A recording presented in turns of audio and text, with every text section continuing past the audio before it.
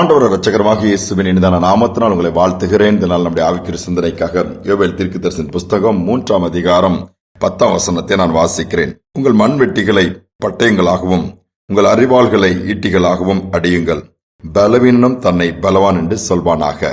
ஆண்டவர் எவ்வளவு அழகா இந்த வார்த்தையை நம்ம எழுதி கொடுத்துக்கள். பலவீனன் தன்னை பலவான் என்று சொல்வானாக. Is it possible? இது முடியுமா? நீ பலம் இருக்கிறவங்களே பலவீனனாய் மாறிக்கிட்டு இருக்கிறேன்னு சொல்லுவோம். என்னெல்லாம் பாடுகளை பட போறனோ, எப்படிலாம் ஆக போதோன்னு சொல்லி முன்பாகவே சூழ்நிலையில் நினைத்து புலம்புகிற அல்லது கலக்கமடைகிற கூட்டத்தை தான் நீ பார்க்க முடிகிறது. ஆனால் வேதம் சொல்லுகிறது பலவீனன் தான். ஆனால் நாம் என்ன சொல்ல வேண்டுமாம்? தன்னை பலவான் என்று சொல்ல வேண்டுமாம். வேதத்திலே யோசுவாவின் புஸ்தகத்திலே 14ஆம் அதிகாரம் 10ஆம் வசனத்தில் பார்க்கும் பொழுது காலேப் என்கிற ஒரு மனிதனை குறித்து சொல்லப்பட்டிருக்கிறது. அவர் சொல்லுகிறார், எனக்கு இப்பொழுது 85 வயது, எனக்கு இன்னும் அந்த 40 வயது முன்பாக இருந்த பலன் இப்பொழுதும் இருக்கிறது, இப்பொழுது என்னால் யுத்தத்திற்கு போக முடியும் என்று சொல்லுகிறார். பாருங்கள், ஆண்டவர் அவ்வளவு பலன் கொடுத்து சத்துவத்தை கொடுத்து நம் மூலமா என்னென்ன காரியங்களை செய்யும்படியாய் ஆண்டவர் திட்டமிட்டு இருக்கிறாரோ அதை செய்யக்கூடிய அனுக்கிரகத்தையும் பாக்கியத்தையும் கர்த்தர் கொடுக்கிறார். ஆனால் நாம் அதை உணராமல் அந்த காரியங்களில் விசுவாசமாய் இல்லாமல் மாறாக நம்முடைய பலவீனத்தை பார்க்கிறோம், சூழ்நிலைகளை பார்க்கிறோம், வயதை பார்க்கிறோம், நம்முடைய எண்ணங்கள் எல்லாம் மாறிவிடுகிறது. இது வந்து விட்டது, இந்த வியாதி வந்து விட்டது, நீ அவ்வளவுதான், வாழ்நாள் முழுவதும் இப்படித்தான் இருக்குமோ என்று சொல்லி நம்மை நாமே பலவீனமாய் பார்த்து பலவீனமாய் பேசி இன்னும் பலவீனத்திற்குள் போய்விடுகிறோம். ஒரு புத்தகத்தில் ஒரு காரியத்தை நான் வாசித்த 88 வயது மனிதர் எழுதுகிறார் இவ்விதமாக, எனக்கு இப்பொழுது 88 வயது, இப்பொழுது என்னுடைய தலையிலிருந்து கால் வரை பழுதாய் போன ஒரு வயதான மனிதனாக நான் உணர்கிறேன். என் கண்கள் எல்லாம் பார்வை மங்கிவிட்டன, என் வலதுகரம் அதிகமாய் நடுங்குகிறது, காலையானால் என் வாய் வறண்டு காய்ந்து போனது போல காணப்படுகிறது. ஏறக்குறைய ஒவ்வொரு நாளும் எனக்குள்ள என் சரீர பலவீனம் அல்லது ஜுரம் ஏறுவதை உணர்கிறேன். என் நடை பலவீனமாய் தளர்ந்து காணப்படுகிறது. ஆனாலும் தேவனே, இவைகளில் ஒன்றாவது நான் உமக்காக உழைக்கும் அந்த உத்வேகத்தை, உமக்காக ஓடுகிற அந்த வேகத்தை தடுக்க முடியுமோ என்று அவர் எழுதுகிறார்.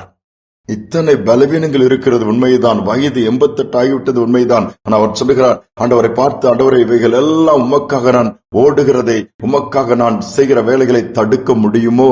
முடியாது என்று சொல்லிவிட்டு அவர் அடுத்து என்ன சொல்லுகிறார்? நான் இன்னும் பிரசங்கித்துக் கொண்டே இருப்பேன், இன்னும் எழுதி கொண்டே இருப்பேன் என்று சொல்லி அவர் எழுதுகிறார். அவர்தான் ஜான் வெஸ்லி. யோசித்து பாருங்களேன், இந்த 88 வயதிலும் சரித்திரம் சொல்கிறது காலையில் 4 மணிக்கெல்லாம் எழுந்து ஆயத்தமாகி விடுவாராம். இன்னைக்கு நாம யோசிக்கிறோமே, ஒவ்வொரு காரியங்களுக்கும் நீ அவ்வளவுதான், கொஞ்சம் வேலை செஞ்சா கூட ரெஸ்ட் தேவைப்படுகிறது, கொஞ்சம் நின்னா கூட கால் வலிக்கிறது, நாம் பயப்படுகிறோம், யோசிக்கிறோம். இன்று நம்முடைய சிந்தனை மாற்றிக்கொள்ளுவோம். வேதமும் தெளிவாக சொல்லுகிறது. அதோடு மட்டுமல்ல, ஆண்டுடைய பிள்ளைகளும் வாழ்ந்து சாதித்து விட்டு போயிருக்கிறார்கள். நம்முடைய சூழலை பார்ப்போம், நம்முடைய சரீரத்தை பார்ப்போம். ஒரு பலவீனமான சூழ்நிலையில் இந்த செய்தியை கேட்கலாம். உங்களை பார்த்தே நீங்கள் சொல்லுங்கள், கர்த்தர் என்னை பலவானாய் மாற்றுகிறார். இந்த பலவீனம் இந்த குடும்பத்திற்காக செய்து கொண்டிருக்கிற வேலையை தடுக்க முடியாது, இந்த எதிர்காலத்தை இது தடுத்து நிறுத்த முடியாது. நான் ஆண்டவருக்காக ஓடுகிறத ஸ்டாப் பண்ண அந்த பலவீனத்தால் முடியாது. அது இந்த பலவீனங்கள் மேற்கொள்ளாதபடி நான் தொடர்ந்து ஓடுவேன் சொல்லி பேசி பாருங்க. ஓடக்கூடிய வழியை கர்த்தர் உண்டாக்கி விடுவார், வாய்ப்புகளை ஏற்படுத்தி விடுவார். சூழ்நிலை மாறுகிறது நீங்கள் பார்ப்பதோடு மட்டுமல்ல, கடைசி வரை எப்படி ஜான் வெஸ்லி ஓடி சாதித்துட்டு போனாரோ நாமும் சாதிக்க முடியும். அவனுடைய தாழ்த்தி கேட்போமா?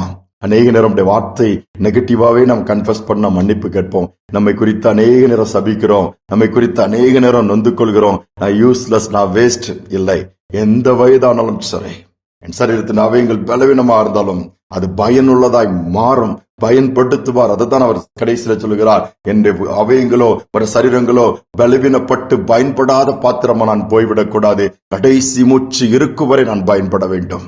கர்த்தர் அதை தான் நமக்கு செய்வார். ஜெபிப்போம். அன்பின் தகப்பனே, புதிய நாளை கொடுத்ததற்காக ஸ்தோத்திரம். அநேக பலவீனங்களை குறித்து பார்க்கிறோம், சோர்வுகளை குறித்து பார்க்கிறோம், வியாதிகளை குறித்து பார்க்கிறோம், மன அழுத்தம், எல்லா பக்கமும் செய்திகள் அப்படிதான் இருக்கிறது. சின்ன சின்ன காரியங்களில் கூட சோர்ந்து முடங்குகிற கூட்டம், உடனே டிஸ்கரேஜ் ஆயிருந்தாங்க. யாராவது ஒரு வார்த்தை சொன்னால் அதை நினைத்து அழுது கொண்டிருக்கிற கூட்டம் இன்னைக்கு அதிகம். இப்படி பேசிட்டாங்களே, இப்படி நடத்துறாங்களே, இப்படி சொல்றாங்களே, இன்னை யாரும் புரிஞ்சுக்கொள்ளலே. இப்படிப்பட்ட நிலைமையில இருக்கிற பிள்ளைகளுக்கு ஒரு வைராக்கியத்தை கொடுத்து இவைகள் மேற்கொள்ளாதபடி இவைகள் தங்கள் பிரயாணத்தை தடுக்காதபடி, இவைகள் உமக்காய் நிற்கிறதை ஓடுகிறதை எந்த விதத்திலும் நிறுத்திவிடாதபடி ஒரு உத்வேகத்தை கொடுத்து நல்ல தீர்க்கமான எண்ணத்தோடு முடிவெடுத்து ஓடக்கூடிய பாக்கியத்தை இதை கேட்கிற ஒவ்வொரு பிள்ளைகளுக்கு கொடுப்பீராக. பலவீனமான சரீரங்கள் இயேசுவின் நாமத்தில் பலனடையட்டும் அப்பா.